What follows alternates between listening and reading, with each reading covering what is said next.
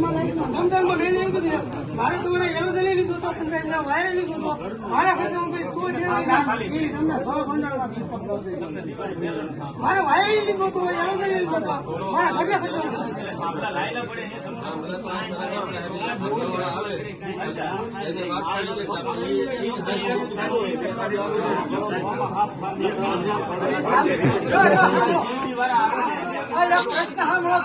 હવે સાપરી નું શું કરવાનું? પાણી પડે છે એનું હવે નિરાકરણ શું કરવાનું? ફરી સાપરી પાડવાની, એની માથે લાદી ટાઈ નાખવાની કે કેમિકલ નાખવાનું, ના ફરીવાર પાણી ન પડે એની જવાબદારી કોણ લેશે? હાલો ઈ કયો. એ કઈ એવું જ છે નહીં કે કોઈનું માવતર ના મરવાનું નથી, ના જવાનું નથી. એ આજીવન ઉપયોગ લેવાનું છે.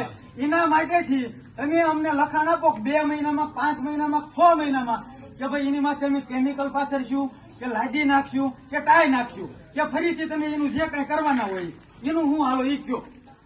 મેન મુદ્દો એ છે. કેટલા ટાઈમ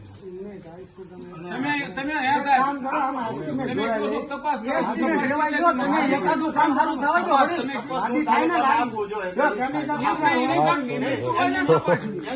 કોને તમે સંભળાવો?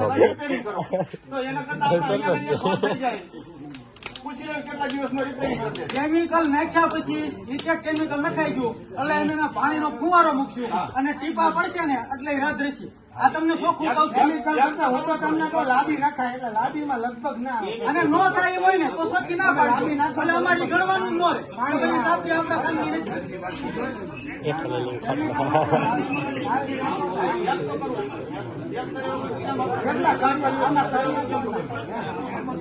વ્યવહારિક મુદ્દો છે ને.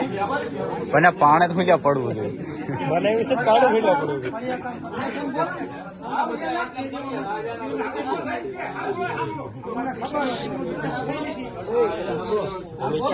શેરીમાં કશું તો થઈ નથી. તમારી જગ્યાવાળી શેરીમાં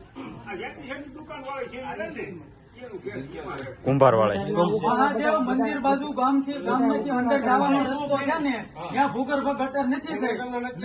એનું કારણ શું?